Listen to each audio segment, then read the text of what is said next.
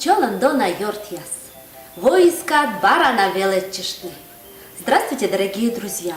Впереди у нас 10 выходных. За это время мы успеем с вами отдохнуть, сходить на природу, пожарить шашлыков, а главное – убраться возле дома и сложить дрова. Это очень важно. Надо помогать друг другу. Об этом будет наша тема.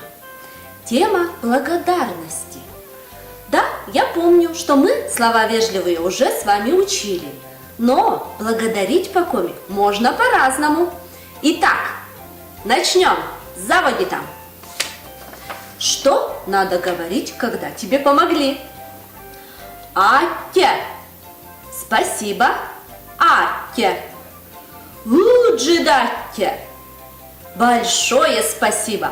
Уджидатте. Зевуджидатте.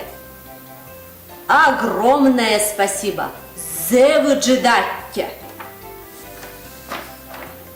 Що пашибе? 100 благодарностей.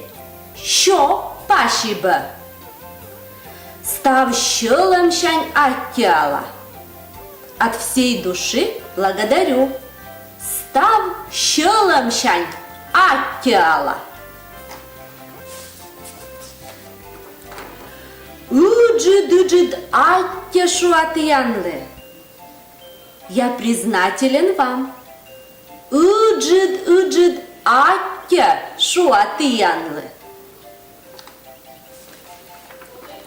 Аття, ты зевшаняш. Спасибо, вы очень любезны. Аття, ты зевшаняш. Ставшись аттяла. Благодарю за все. Ставшись аттяла. Аття вела аття отсагыш. Я очень благодарна за помощь. Аття вела аття отсагыш.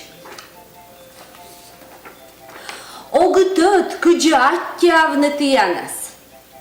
Как я вам признателен, ну или признательна. Огтет кыджи аття авнетиянас.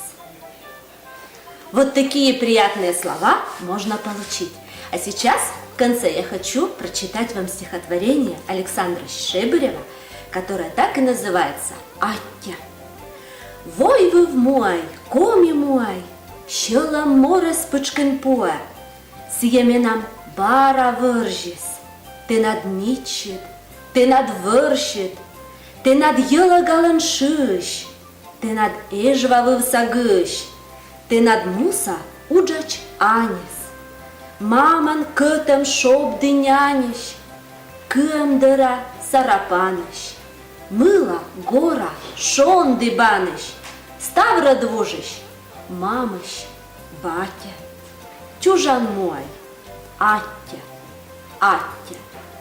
Ну и, конечно, самое важное, дорогие друзья, всех вас с праздником весны и труда.